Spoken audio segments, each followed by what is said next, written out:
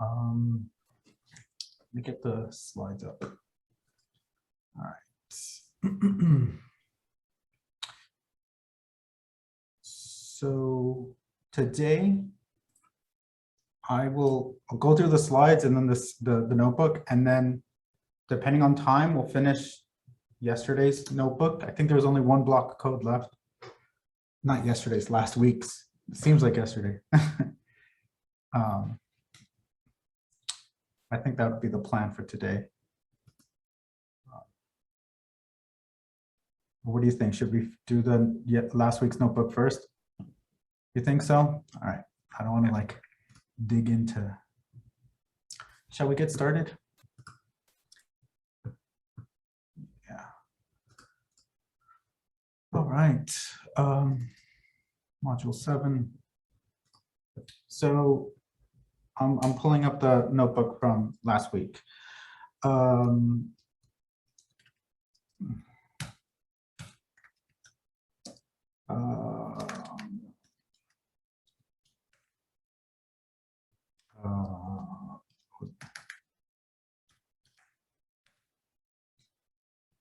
Okay, and it should be right on my desktop. 7. Made a copy because we were working on it last time. So, all right. Pretty sure everyone can see. So just very, very quickly, we were looking at the PIMA data set. It's a classification problem for diagnosing diabetes. So yes or no is a class variable. There's 8 features. And we went through, I guess I'm gonna have to run all the requirements. Yeah, it's still doing it. Oh, it's still, a lot of it's still here. Okay. So we loaded the data, and then we generated a table 1, and we looked at some of the p-values, and you know, the way we always do, we look at how the features are distributed, and they look like this. We noticed some tails, something here. Oh yeah, there were some zeros we had to address. Yeah, here, we did that. We did all of this. So here's where we imputed the missing values. So wherever there were 0, we turned them into missing, and then we replaced them with the mean. And then we log transform, and here we do a partition. So before we do the partition, I guess I should just regenerate these to see what they look like. And there you go, all those zeros went away. This looks great. Okay, and this is the class, so that doesn't matter. All right, partition the data, and we generate a table 1, and they're all significantly associated to the class. So if we were to do a filter test, it would select them all anyway. So we skipped that and went straight into Baruda. This is all just reviewing, partly for me to re-jog my memory. So Baruda marches along, and it's going to pick some features. It could take a little bit. Did it finish? Did I not run it? No, it's still running. Okay. There we go. And it picked 1, 2, 3, 4, 5, 6, 7, 8. It picked all 8. So everything's important. So there's no feature selection. I noticed last time it said last. This is where we left off. Now I remember. Left off here, and it said lasso. Typo should be random forest because lasso is for regression.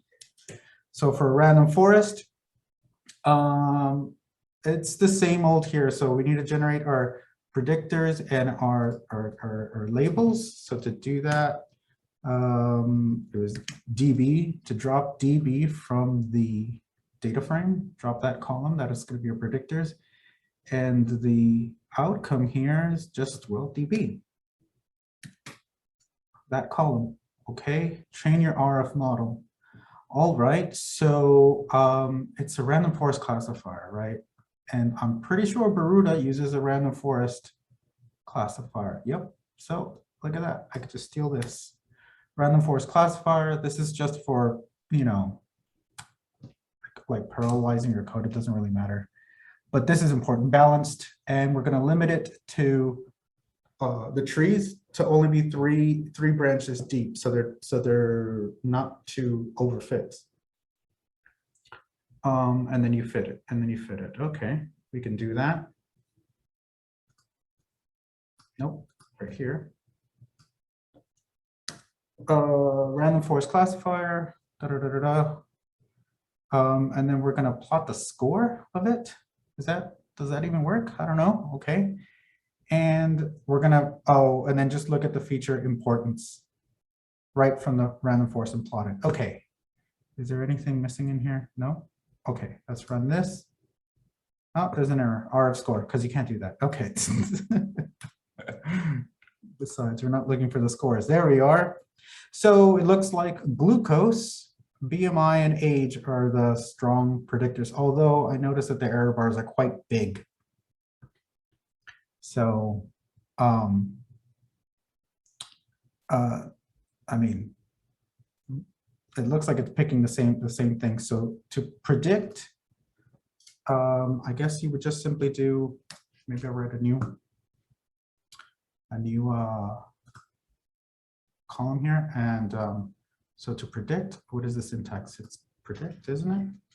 I should probably get my, I'm going to get like the testing set. The predictors for DF, I think we call the test. Let me just double check. I'm getting the predictors and the labels for the testing set. I just want to make sure that that's indeed how we named it. Yeah, test and train. Okay. Oh, then this actually should be just DF test. Train, rather. Sorry about that, guys. Run this. What's the error here? DF, oh man, it's everywhere. Train. That should do it. Nope. NP array turn. Okay, that's in line 5. Where is that? Here. Train. All right. So, okay. The answer didn't change, so great. So here I'm going to generate from the testing set. We already have the model, so we're not going to make a new one. What we're going to do is not fit it, but predict. I hope this is the syntax. Like this. And maybe just so I don't get things really screwed up, this is test, X test, and Y test. And we can just name it just like that. Is this the way it works? And then print? No. 2 position arguments 3 were given. 3. I don't see 3. Let's look it up. All right. Caret. No, not caret. That's R. sklearn. Not logistic regression, but feature. Random forest classifier. Fire predict.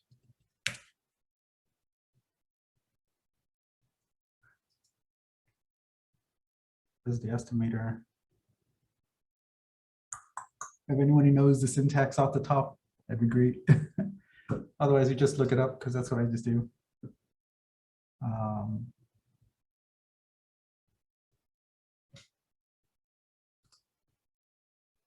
Is it not predict? Yeah, this is not going to help me. Well, maybe I'll leave it up to you guys. Fit, why predict? Yeah, random forest. Oh, just predict on the features. Duh. Yes. You make your predictions, and then we can get a like a confusion matrix, right? So y hat is this y hat, and then a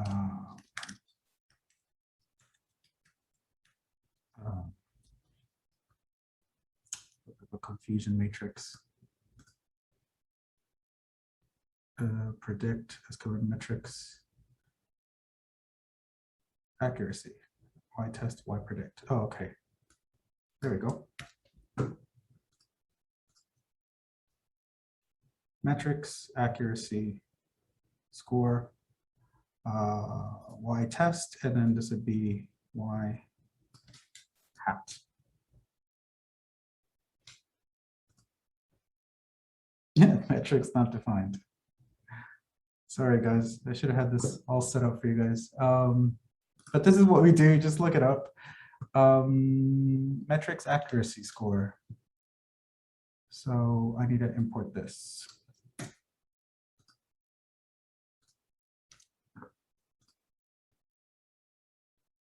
Oh, well, I did it up there. Oh, well. There it is, 78. So this is how you, measure the prognostic strength of your model. That's how you train it on your training data, and here's how you test it. Okay, so for the report, we wanted a logistic regression model. So it should be pretty much the same. So we import the logistic regression. The syntax, it's all pretty much the same. Have my X and Y's, and then I train the logistic regression. I fit it, I calculate the score, and then plot the feature importance, just like we did before. And notice that this this metrics isn't part of Forest. It's called RF. Yeah, so it should actually be RF, isn't it?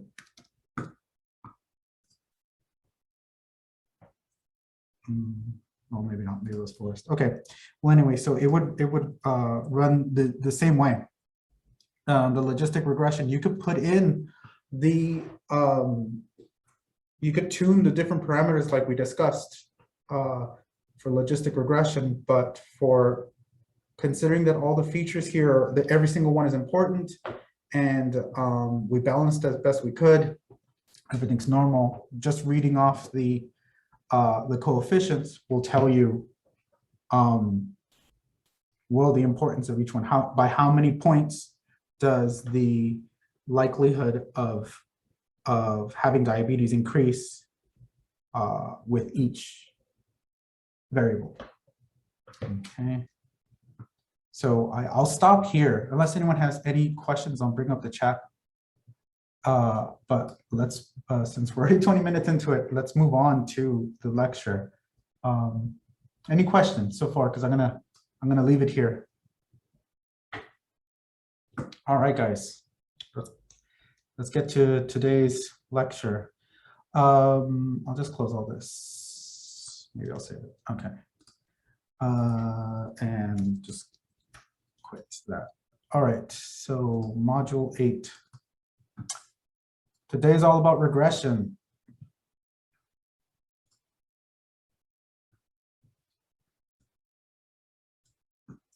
Move this to the top. Okay, guys. Welcome to module 8. We're 8 weeks into it. Today is all about regression, and that's how you can reach me. We'll be doing regularized models, linear models today, and we're going to hit the big 3, which are ridge regression, elastic net, lasso, and elastic net. We've already seen lasso before when we were talking about feature selection, right? Today we'll kind of get a little bit into kind of like the meat, the nuts and bolts of how these work. Okay, so what is regression? All right, so I'm sorry, I'm gonna move the window here. All right, so regression is just it's like a function, right? You're trying to map your inputs to an output y, so that y is some kind of function of x, right? So like if you look at this graph here, x1 is one of these features and y is the output, and these dots are, you know, your samples, right? This is in one dimension and this is in multiple dimensions, right? You have multiple predictors for one y. So at the heart of these linear models is an algorithm called the ordinary least squares algorithm. And it is just a way to minimize the error. And I'll talk about how they measure that, how they quantify that error. But the procedure, what it does, is going to assign some sort of weight, like a scaling factor, for each one of those predictors, such that the predicted value is really close to the actual value, right? So yeah, so in one dimension, what the model is we'll think y equals mx plus b, right? So y is your predicted value, mx, so m, this beta coefficient, is the slope or the weight on this feature, and b, or beta 0 here, is your y-intercept, right? In multiple dimensions, it's just another beta term for every feature. So, you know, in linear, in one dimension you get a line, and in multiple dimensions you get some sort of plane or a hyperplane if there's more than 2 dimensions. Okay. So what ordinary least squares is doing, it's going to, I mentioned there's an error metric that it's trying to minimize. The error metric that it uses is called this sum of squared residuals, right? So residual is a term you're going to hear a lot. And all it means is the difference between your predicted value and the actual value of any point. The difference is the residual, what's left over, right? So if you were, for every one of those points, you calculate the residual, like it's not much, it's not big here, not big here, it's really big here. You take the residual, that's this, the difference between your y hat is your predicted, between your the real and predicted value, take the difference and square it, right? So residual squared, and then sum over all of them. So it's a sum of residual squared. This is the metric that ordinary least squares is using as a proxy for, you know, for error, right? Goodness of fit, and it tries to get that smaller. So it does this in a very complicated way, using, you know, it's like an exercise in linear algebra. So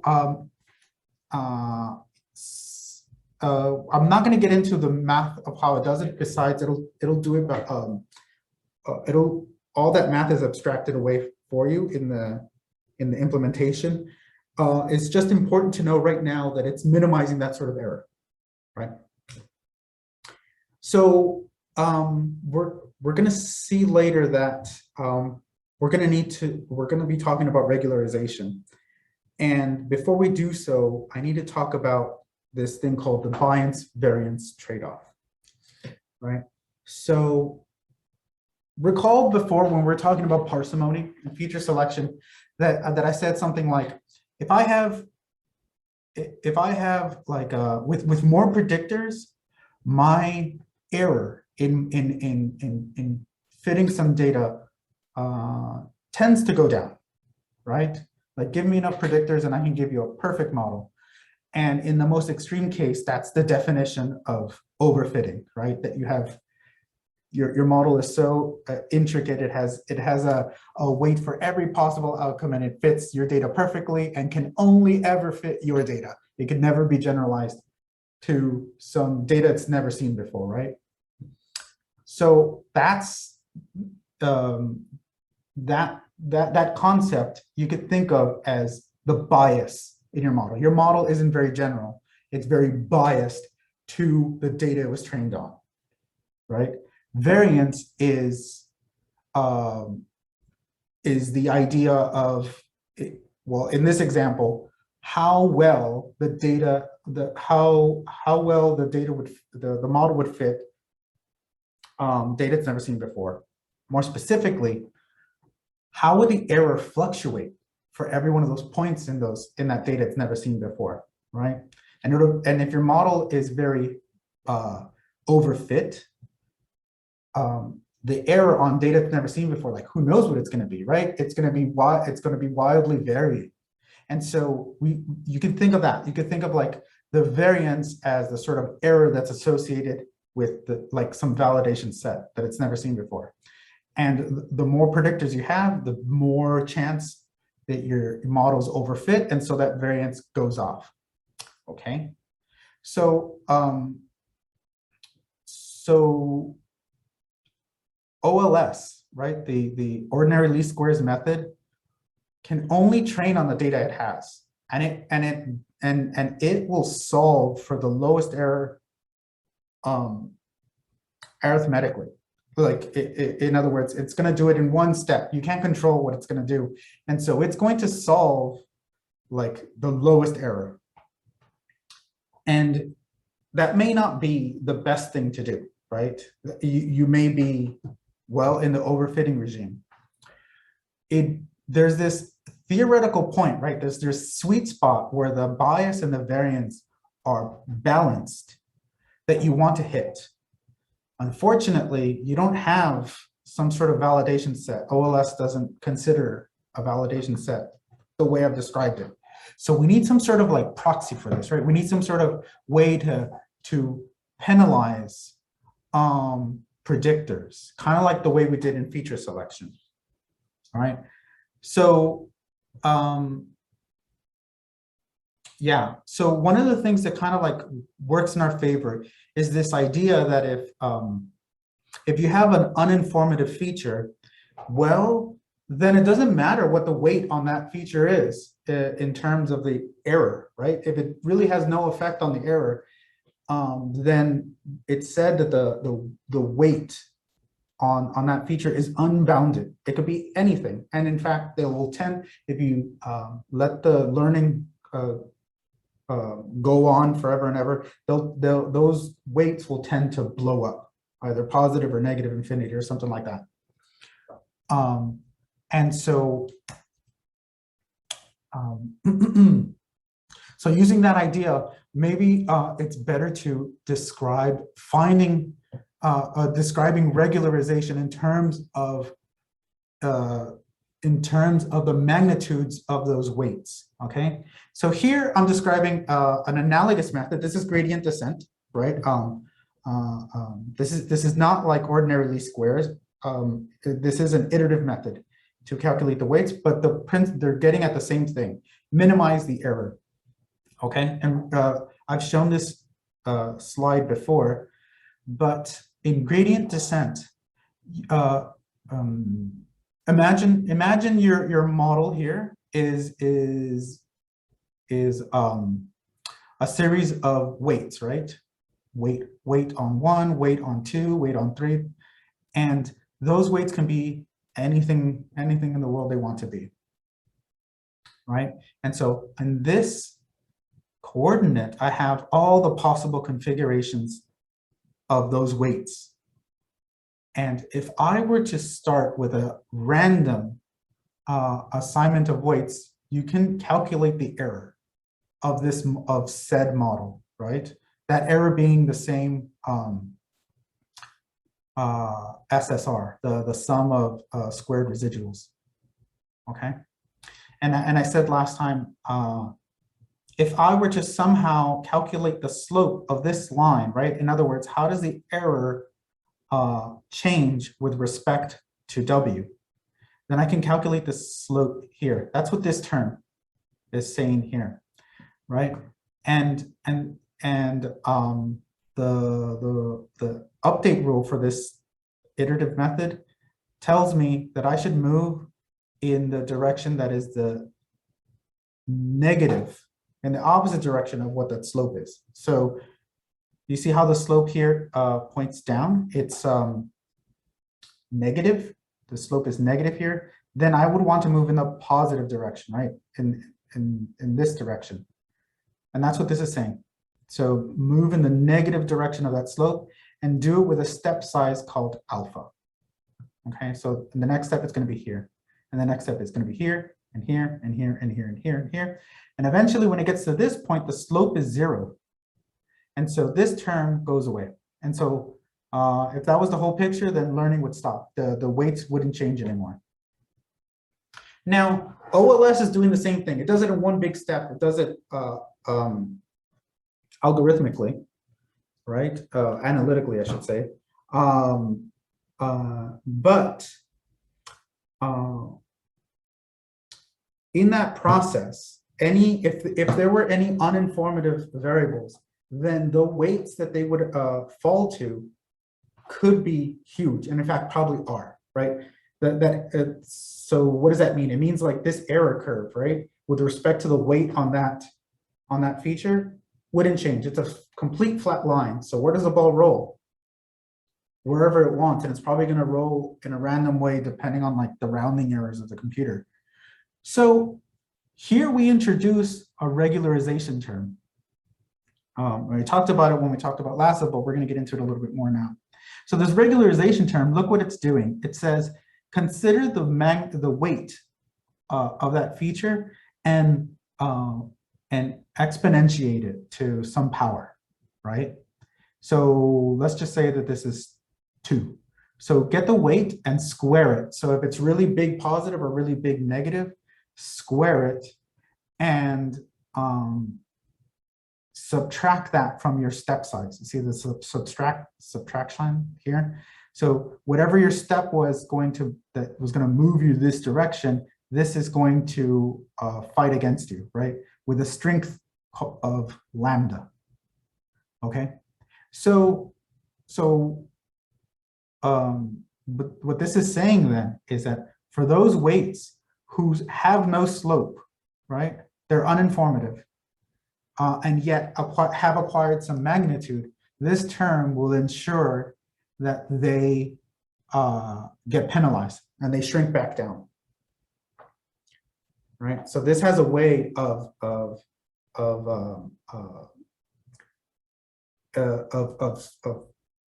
pulling down or wrangling in those weights to keep them from blowing up.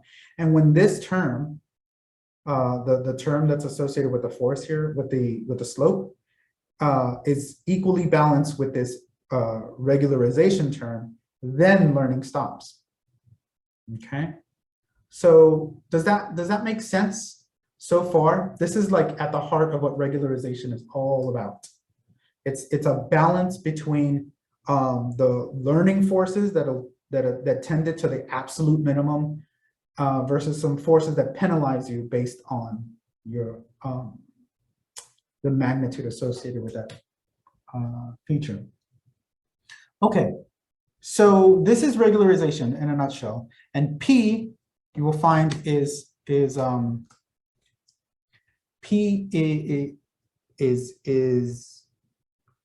going to determine the type of regularization, right? So the most common regularizations you're going to hear about are the L1 and L2 normalizations. What does that mean? Okay, so L2 normalization here, it's from the family of P normalization problems, and it's a number, it's a scalar number here, and all it is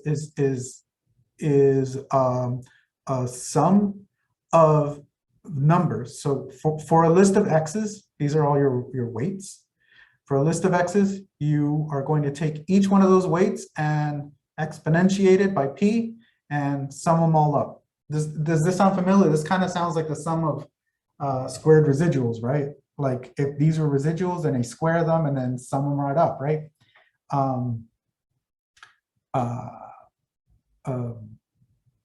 It's no surprise it takes the same form. It's part of the way OLS works. But anyway, when P is 2,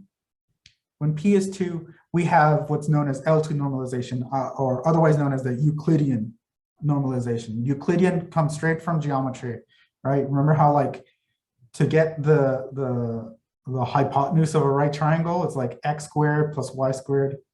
You take the square root, and that's like the hypotenuse. Well, that's what's going on here. When P is 2, it's going to be x squared plus y squared, and then take the square root, right? So that's L2 normalization. L1 is, well, when P is 1. And when that's the case, then it's just the sum of the values, right? It's like x to the 1, x to the 2, x to the 1, y to the 1, z to the 1, add them all up, and then to the 1 over 1 power is just 1, so you just add them all up. Less commonly, although when you get to data sets that are about like intensities, like spectra, or like ion counts or whatever, you have what's known as L0 normalization, and that's a special case. Of course, you can't put P0 here. It kind of breaks the definitions of math, but that just, it's a term that penalizes based on the number of non-zero x's, right? So these are the big 3 normalizations that you'll come across. But know that this number could be anything you want, and in the future, maybe you want to explore some more exotic normalization. Okay. So how does it work then, right? How does this regularize? What does it buy me? Well,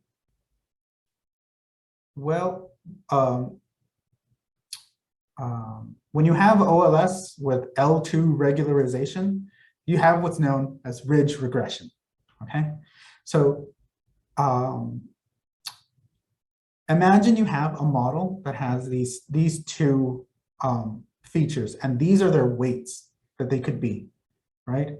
So in red here, I have the error, an error function for OLS, and this point here is the point where the OLS says is the minimum error.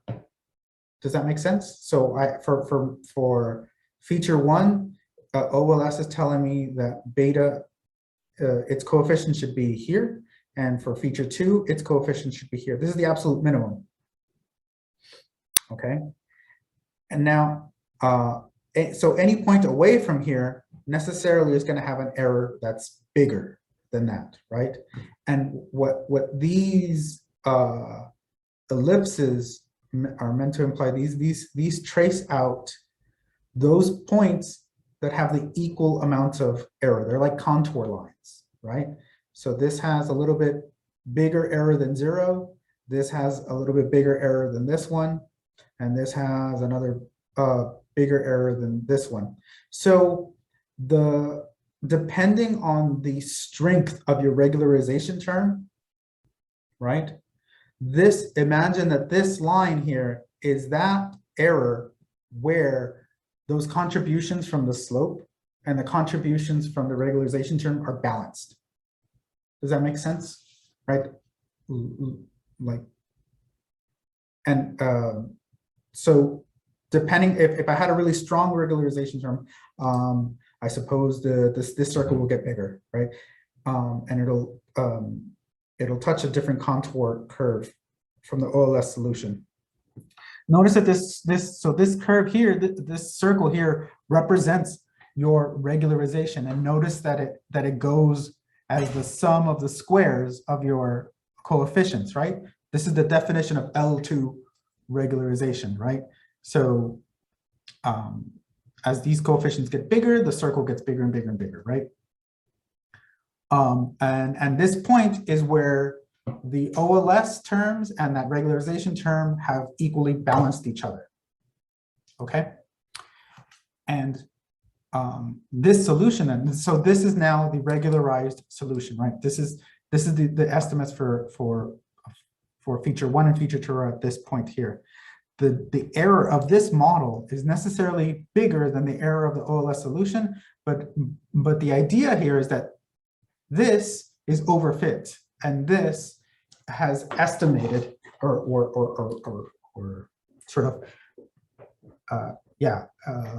sort of approximated what the variance would be, right? The contributions from variance would be based on the magnitude of those variables, right? So that's kind of like the definition of parsimony, right? That your models, the simpler solution is more favored than the more complicated one, right? So this is trying to get at, of all these errors along this line, this is the point that does it with the smallest coefficients. Okay, so this is how ridge regression works to estimate the coefficients for those two variables. When you have L1 regularization, you're basically you're in the lasso regime, right? So lasso is using an L1 regularization, and notice that the term here now is just the sum of their magnitudes, right? It's to the power of 1, and so that makes instead of a circle, you get a diamond shape, right? And now look at where the curves intersect, right? Because of the diamond shape here, it tends to collapse some features to 0. So notice that this first one has a value of 0, and the second feature has all the non-zero value. Okay, so L1 normalization tends to collapse coefficients to 0, and this is why it's useful for feature selection, right? You've selected, in this case, feature 2 over feature 1. Now, one thing to remember here is that this doesn't mean that feature 1 is uninformative, right?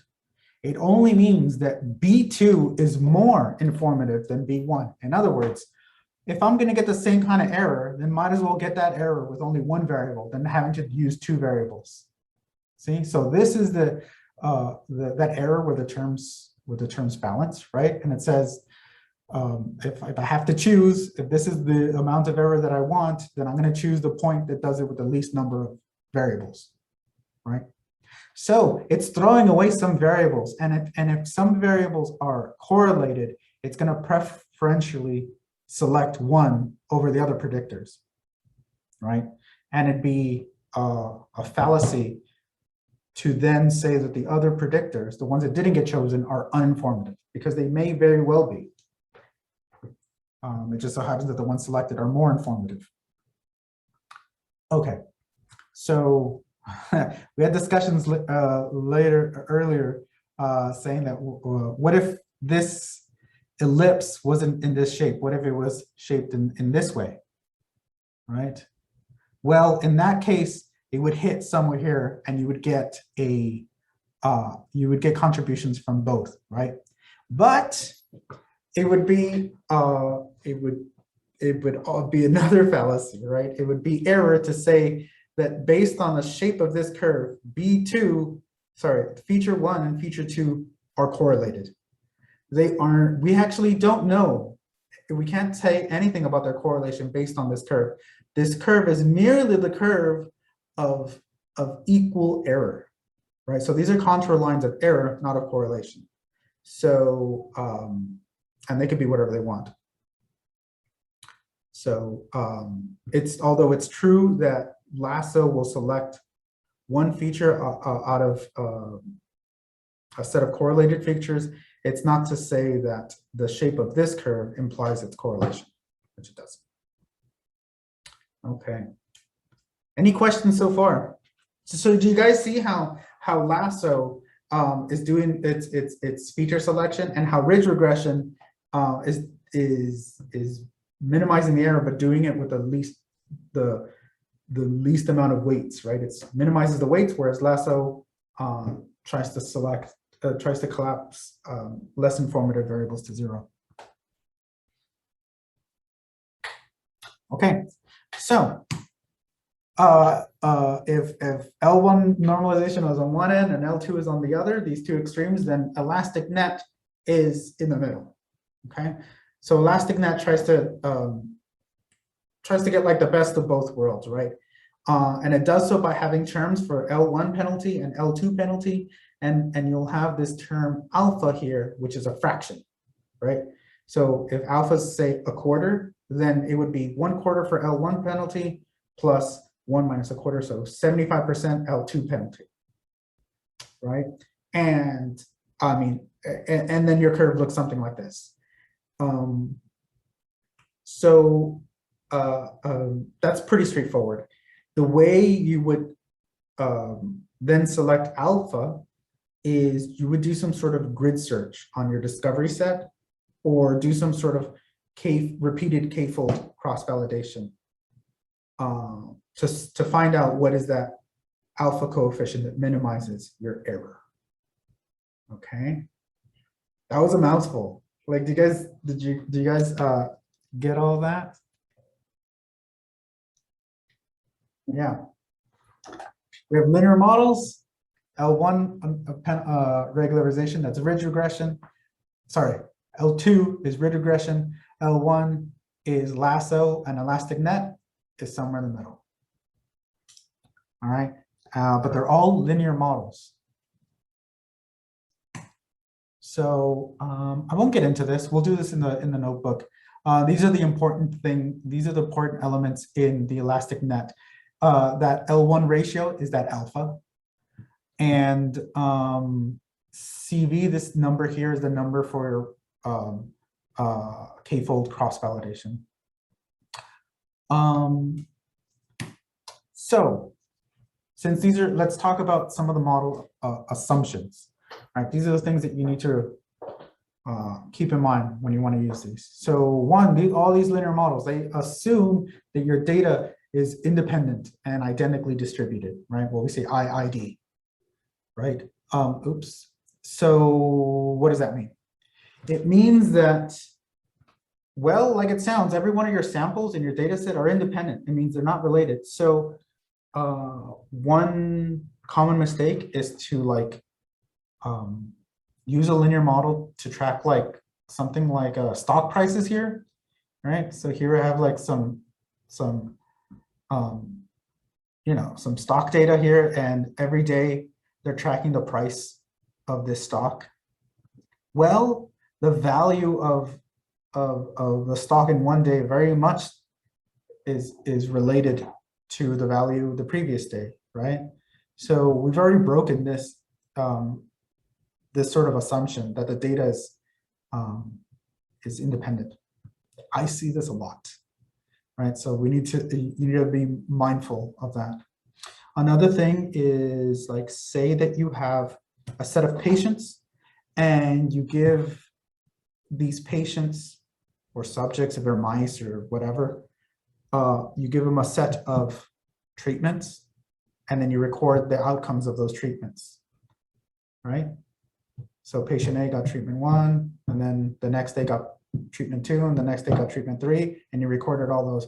Well, those outcomes are related. They're related because they came from the same patients, right? Those are not independent, so you can't use a linear model that way. The other thing is that the way the math works is this: it's assumed that those features are normally distributed. In practice, this is impossible. Your data is never going to be perfectly normally distributed. But this is why we hark, or at least I was harking so much about getting your tucking in those tails and making sure that your data is as best normally distributed as you can with the least amount of massaging. This is a little bit less important. Just do a good job here, but this is really important. And the last one is this idea of how the error of your model scales with the magnitude of the input, right? So what I've plotted here are the residuals, right? This is the difference between my predicted value and the actual value for each one of those points. And this line, I guess, if this is a good model, the line here should be like 0. Like these points here have very little residuals. your model's doing really good here. But notice that when X is big, the model tends to do bad. And when X is small, it also tends to do bad. Well, then you violated the assumption of homoscedasticity, right? That just basically means that the error of your model should be uniform, right, across all the values of the input. If that's not the case, then maybe what you're seeing is a breakdown of the linear assumption. Maybe your model, maybe your data isn't linearly, your predictors and your outcomes aren't linearly associated. Maybe they're associated like non-linearly. When I see something like this, I think, oh, probably the model should be like a parabola, right? Not a line. So you use metrics like this to justify moving on to a nonlinear model. Okay, so that's the end of the slideshow. So let's jump into the notebook. Okay. Does anyone have any questions so far?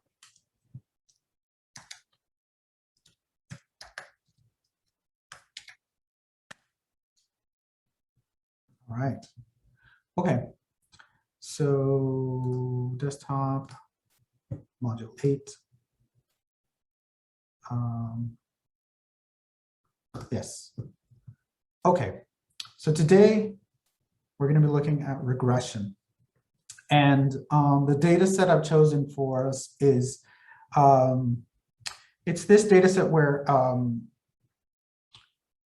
someone has like a home sensor like network in their house, and they're measuring the humidity and temperature in various rooms, and they're measuring the temperature outside, and they've even pulled some data from like the local airport that's measuring things like visibility, barometric pressure, so on and so forth, and he's using that to sort of predict the energy consumption of his appliances in his house. Okay, so so today we're going to look at this data sort of cross-sectionally, right, and try to predict what the energy usage of the appliances is based on the current temperature, humidity, so on and so forth, right? So this is not a forecasting exercise. This is just predicting the current energy usage. Okay, so so here we just download everything. We're going to be using a new package, date time, and we're going to use that to start parsing the timestamp data. But we're going to be, since we're not looking at it sort of longitudinally, we're going to pretty much throw away the timestamp. But I'll get to it in a second. Okay, so loading the data. So the data, it can be found in the data folder. And if I remember correctly, this data is zipped up. So we first have to unzip it. Oh, I could just double click, can't I? There we go, great. So now that it's unzipped, I guess I'll just put this away. This should work now. So I'm just reading in that CSV file. And I've provided for you guys a data description. So let's go through it. Okay, so in column 1, we have the date. This is basically the bookkeeping variable here. But it's in a format, it's like year, month, day, hour, minute, second. Okay. Appliances here, this is the outcome. This is the thing we want to predict. And this is the energy usage in watt hours of the appliances. We also have as a predictor the energy usage of the lights in the house. We have the temperature in the kitchen area, that's T1. We have the relative humidity in the kitchen, the temperature in the living room, the relative humidity, the temperature in the laundry room and its relative humidity, the office, the bathroom, the temperature outside and the humidity outside, temperature ironing room. Who has an ironing room? Okay, so in an ironing room, and the humidity, and the room in the kids' room, the parents' room, and T out is the temperature at the weather station. We also know the barometric pressure, the humidity outside, the wind speed, visibility, the dew point. Oh, and the people that generated this set also generated random numbers. These are completely uninformative. I guess they put it in there to make sure that our feature selection method doesn't pick them. If all goes well, lasso shouldn't pick them either. Well, any of the ridge regression, any of the regularized methods shouldn't pick them. All right, formatting. So the date column is like a bookkeeping column. Maybe this is a good time to maybe look at the data in like this kind of form. Okay, so the date is some, it's got formatted weird there. So that's not informative, and everything else just appears to be a number. All right, so what I'm doing here is I'm going to convert those strings in the date column into date time objects. Right, date time objects are these things that encode time. So yeah, we use the function strip time, and we're going to use for all the dates in the date column, and we get date time. Then we're going to extract the time of day. Maybe this is a good place to, maybe if I do this and I show this stepwise, it might be a little easier to understand. So if I just run this, and then I just say date time list, what is that? Date time list, yeah. So 2016, what is this? Year, month, day, hour, minute. Okay, that's what daytime list is. I can get rid of this. Oops, I made another column instead of getting rid of it. If I extract the time of day in minutes, well, for every observation in that daytime list, I can pull out the hour times 24 plus pull out the minutes, right? So that means, I guess I'm getting the time in minutes. Does everyone see how I'm doing that? All right, so for every object in the daytime list, give me the minutes, and then put that into this new column called time. Okay, and here we're doing the same thing. For every object in the date time list, pull out the weekday. So it's going to come out as an integer between 0 and 6 for Monday to Sunday. I remember now why I did this. So although we're not doing this, it's not like a time series analysis. It may be informative to know if it's a Monday, right? Or it may be important to know if it's on the weekend, or if it's at 7 p.m. versus 7 a.m., you know? So the time of day and the day of the week could be informative. So we're doing some sort of feature engineering here using the timestamp. And when we're done, we can drop that timestamp. I don't need it, right? Does that make sense what I've just done here? All right, so I just go ahead and did that. So now we have these new columns. I guess I could show them to you. So df columns. Oops, no, just run it. Yeah, we have these new features called time and day, along with their other ones. Okay, so okay, so I want to generate a table 1 now. Okay, but recall before I was able to group by the categorical value of the outcome, like if it was case or control. In this case, since it's regression, I can't very well do that. Like what is the outcome What is the association based on every single value of my outcome? So what I'm going to do here, plus you'd be kind of cheating if you did that. So what I'm going to do here is I'm going to bin. I'm going to bin the outcome into above and below the mean. And I want to generate a table one grouping by those two bins. Okay, so that's what I'm doing here. So I say df bin, this new variable now is going to be any place where the appliances is above the median of the value of the appliances. And then I create a table one like we did before, grouped by those bins, high and low. I'm specifying that the day of the week is categorical. It's either Monday, Wednesday, or Friday. And because the day of the week is cyclical, right? Like Sunday comes after Monday, it like wraps around. I can't use ordinal categorical variables. Do you get what I'm saying? By ordinal meaning like 1 star, 2 stars, 3 stars, 5 stars. 5 stars is bigger than 4 stars, is bigger than 3 stars. Because the days wrap around, they're not ordinal in that sense. So we just keep them as just nominal. They're just categorical variables. And the lights,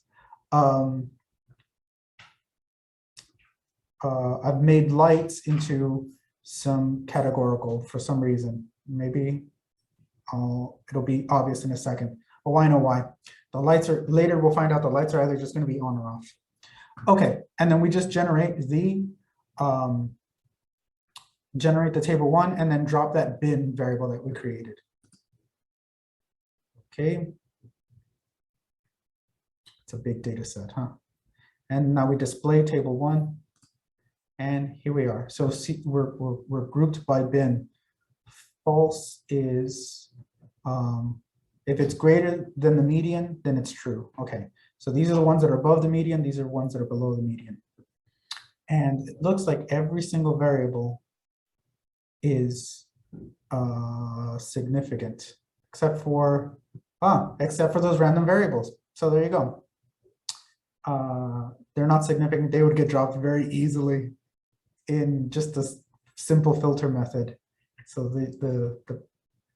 the people that made this data set probably didn't do a really good job of giving us something hard to remove. Yeah, it looks like lights have only 8 values, so that's why they're categorical. Okay. So let's look at the feature distributions now. This is like we always do. Here's the outcome, right? The appliances, it looks pretty, oh, okay, so here are the lights. Okay, so it looks like the lights are off about, what, 30% of the time? And they're on, I don't know, like everything else, I guess. So when I see something like this, one big peak and a bunch of little ones, then maybe I'll binarize it. And I'll say the lights are either off or on, and that should be pretty much as balanced as I can get it. Okay, the temperature looks great. All of these look great. This looks, it's okay. This is okay because it's not scaling by orders of magnitude. So I'm not gonna, what do you call it? Like log transform or tuck in those tails. Nothing here's getting crazy. Even something like this, it's still just going from, it's not orders and orders of magnitude. And that actually makes sense. Relative humidity, it's a fraction, right? It goes from 0 to 100%. So it will never go out of this range. So this is fine. The temperature, I mean, people live here, so they'll always be around room temperature. They'll never be crazy numbers. The temperature never gets to thousands of degrees. It's not the sun or anything like that. So these all look fine. The temperature outside, should we tuck it in? Maybe, maybe not. It's relative humidity, so it's going to go from 0 to 100. So yeah, I don't think we need to transform anything here. The time of day, these are, it's going to be categorical. Sunday, Monday, Tuesday, Wednesday, Thursday, Friday. So impute any missing values. I don't think we have any. Log transform. Oh, appliances and lights. Why? Why are we doing that? Maybe there's a tail, I guess. Oh no, it goes orders of magnitude. Look at that. So yeah, tuck this in. Lights, I guess you can if you think there's a tail. Sure, why not? Tuck it in, but I think it's just going to be on or off later, so I wouldn't worry too much. So we're log transforming the appliances and the lights. We log it. And we're going to mean center and unit scale everything. Oh, so you do this for those that are not the categorical variables. Yeah.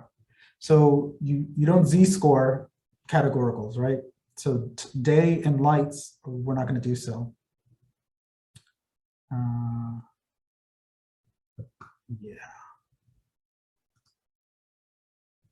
Okay, and then we partition our data 70-30 split, and we're good to go. So let's replot these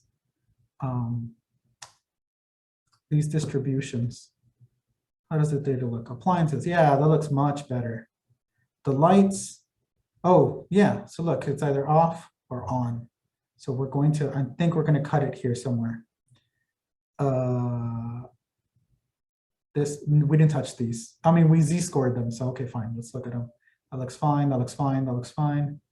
All of these look great, even this, because it's like, they're all singleton values. That's all fine. That's all fine. This maybe, but I'm not gonna touch it. Okay.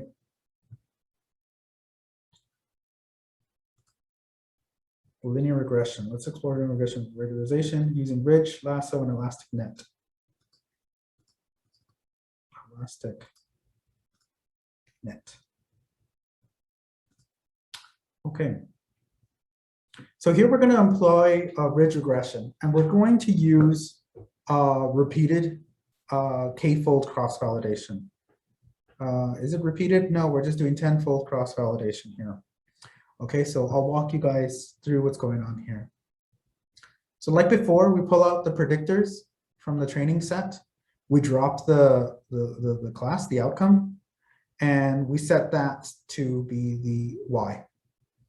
And then here we just train it, right? So we create an object called ridge CV, where CV equals 5. So this should be more like 5-fold cross-validation.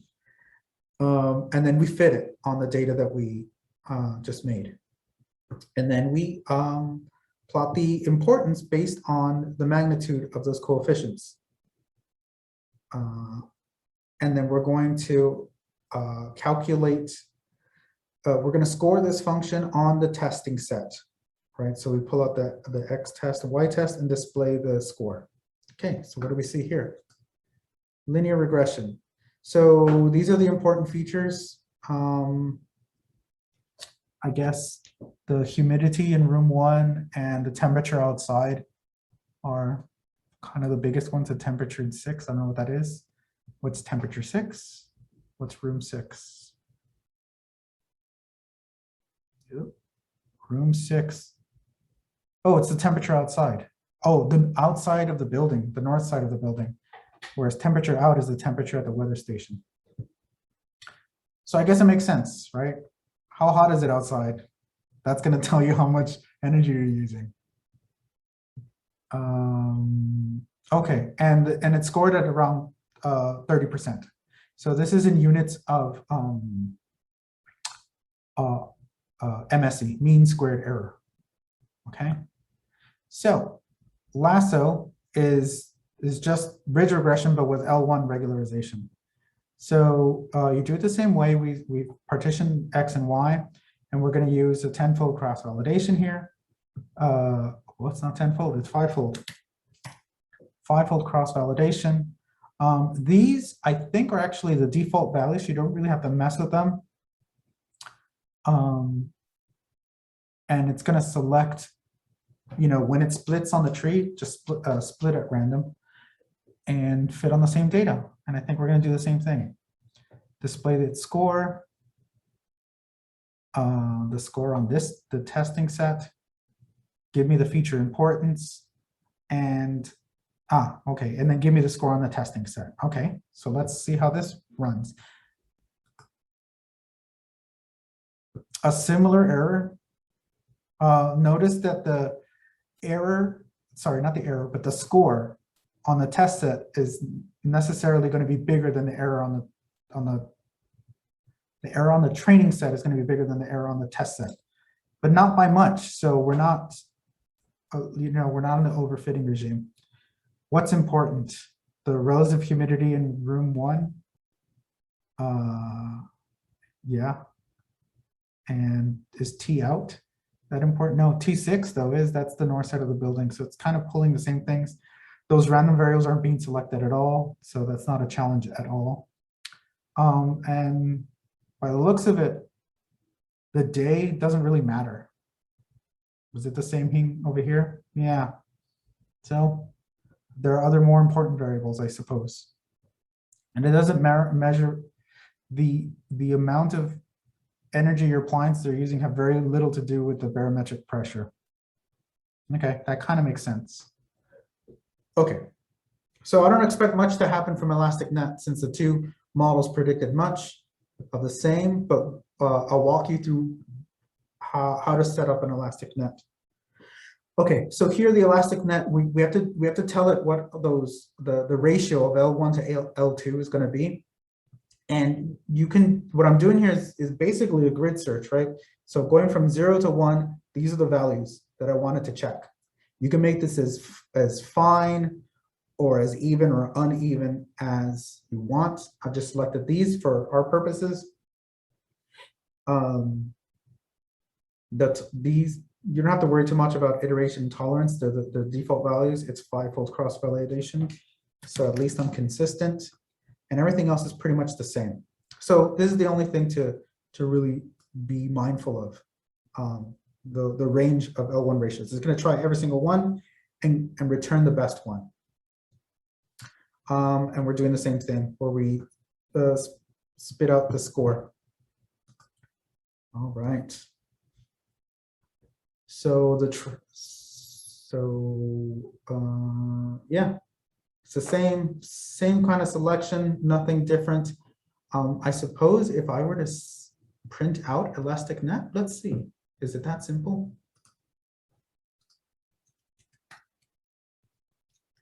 Is that what I called it? Or did I just call it elastic? Elastic. Can I just do this? Probably.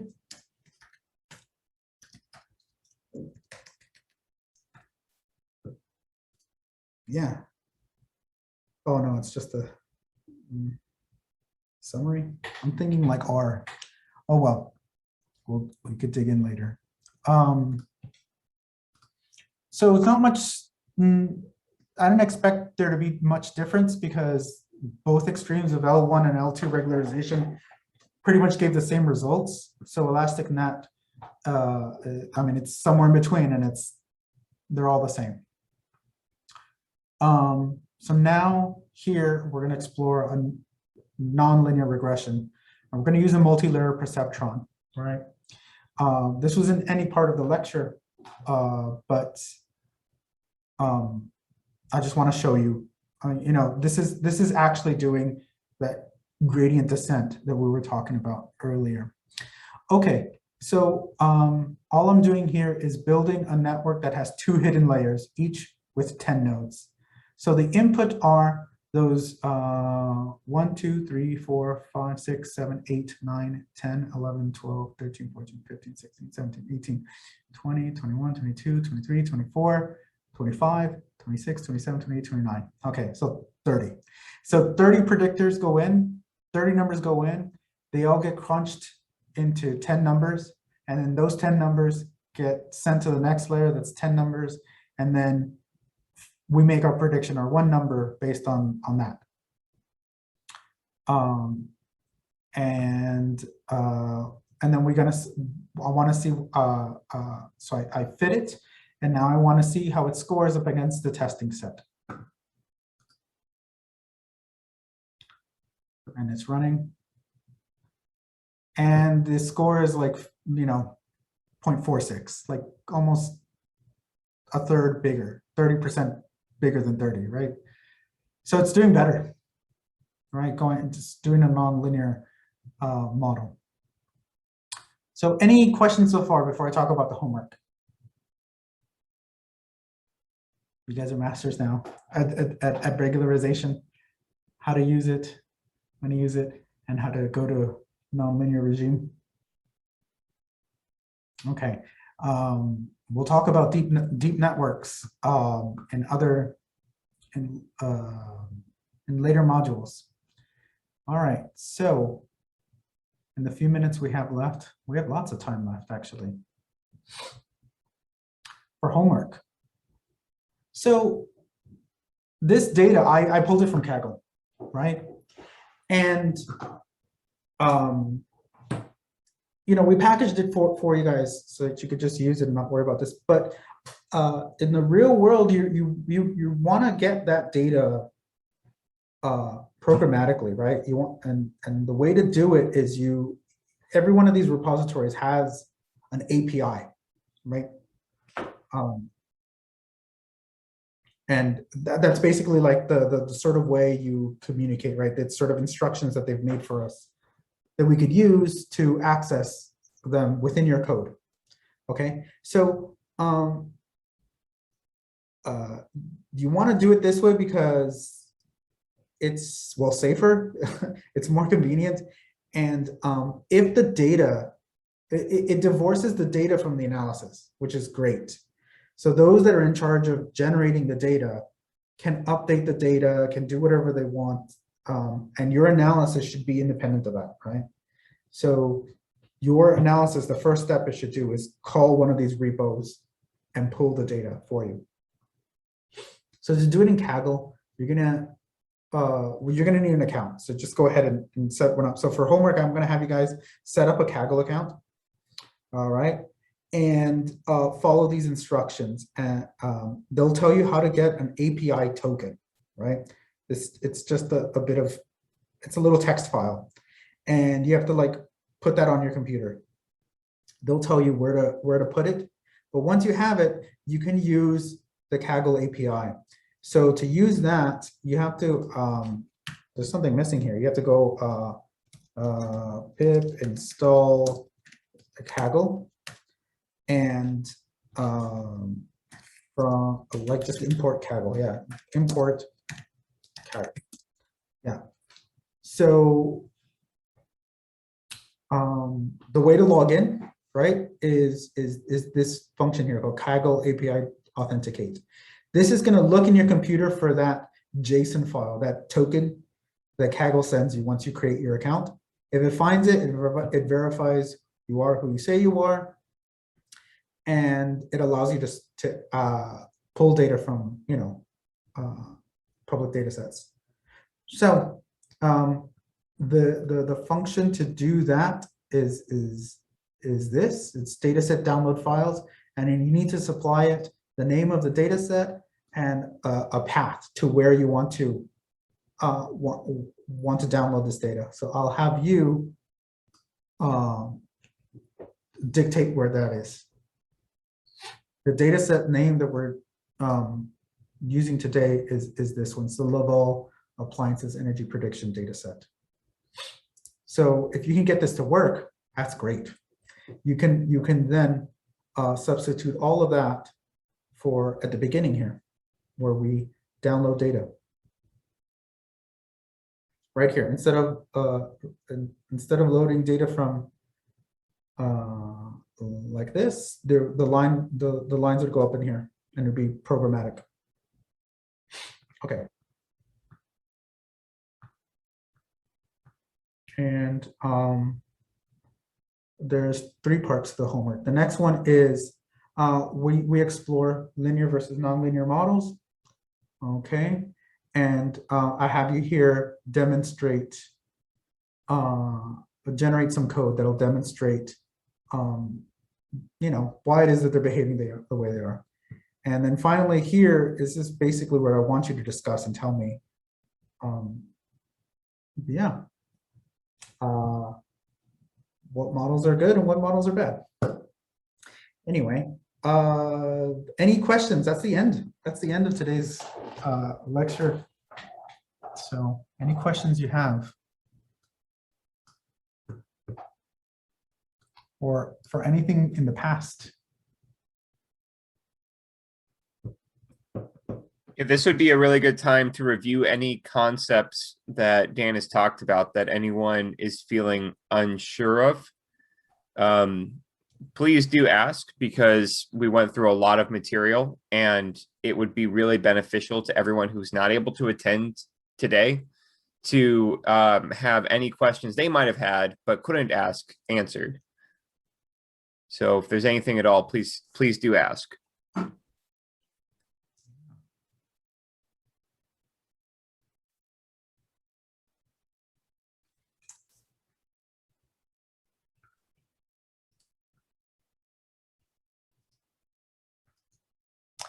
Yeah. How about you guys, Simon and Henry? Okay, so I'm kind of curious about the linear versus nonlinear idea to some extent. I think that's kind of something we talk about a lot in biology, because we tend to say that like nonlinear relationships are somehow more representative of biology. But yeah, I'm just curious if that sort of is relevant to the discussion today, right? Yeah. I mean, we showed that the nonlinear model scored better than the linear ones. So yeah, I mean, it score everything? I don't know. I mean, yeah.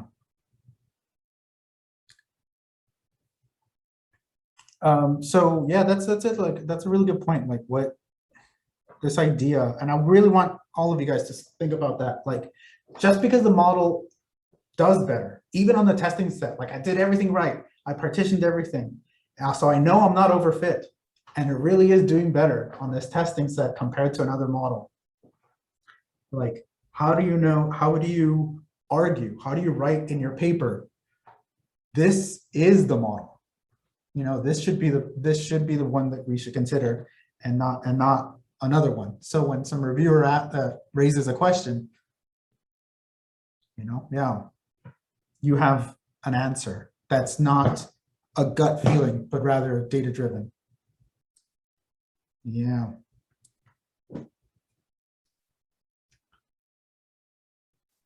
Well, that's the third homework problem. So maybe next time we'll start there, and I expect everyone to give me all of their arguments. You know, why one is better than the other. Next week we're going to dive into the leukemia sort of capstone project, right? And so it's gonna be 2 weeks, and in that it's gonna have everything. I'm gonna probably have you guys programmatically download data, format it, clean it up. That's all probably just gonna be that first week alone. And then we're going to explore we'll partition your data. We're gonna explore different models we're just gonna explore different models, and then based on what I ask you to do here, we're going to use those arguments to say which one is the right one to use, and then challenge that model on like some testing set and report your answer, your result on that, to make some statement about biology. And if the answer wasn't already solved, I don't see why that wouldn't be like at least the backbone of a manuscript, right? If the question you had is truly novel, then those steps should basically be the foundation of what would be a paper. And you write it up, you clean it up, pass it to your advisor. They give you their feedback. You incorporate the feedback and you submit, and then do another one next month, and do another one next month, and then start this process of just generating papers.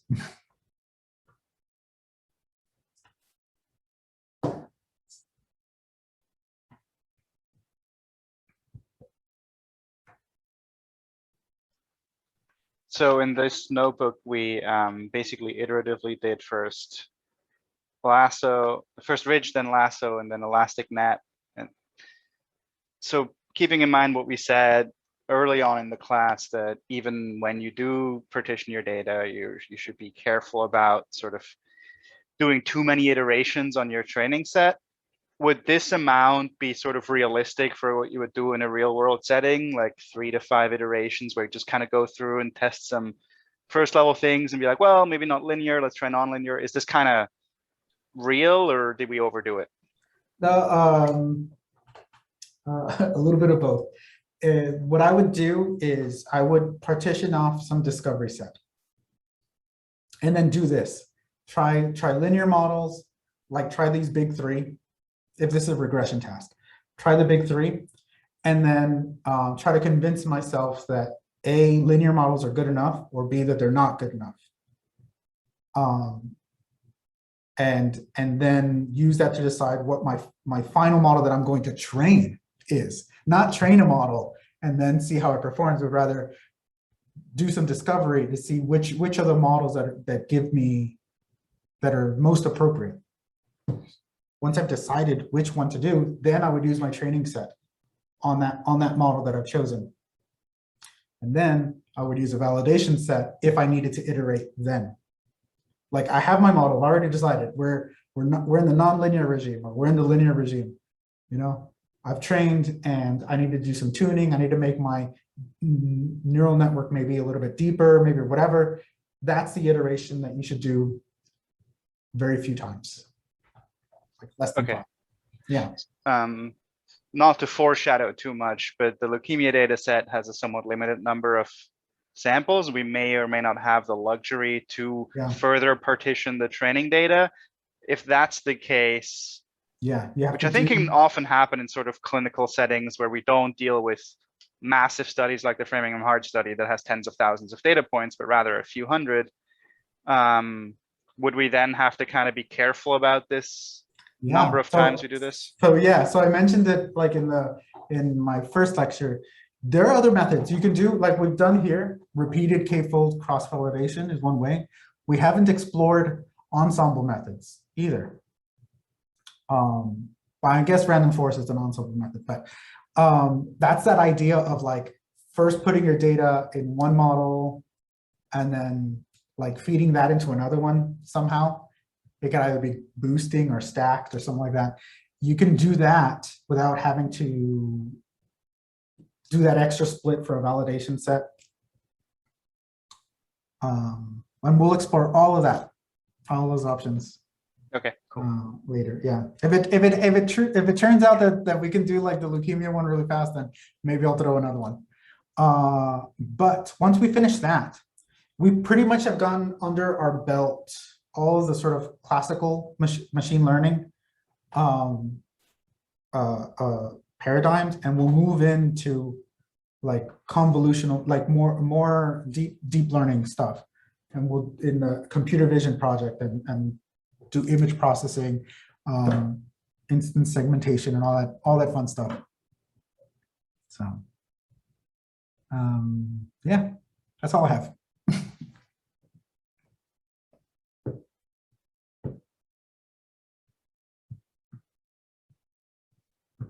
Guys. Well, then, I mean, we have 20 minutes left. I don't know what you guys want to do. I'm free to stay to answer any questions, but if there are no more questions, then I don't,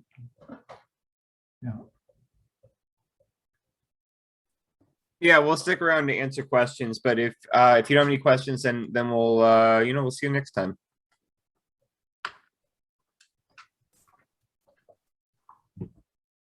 All right. Okay, thank you, everyone. Thank you, everyone. Yeah, if you want to ask questions, then feel free to stick around.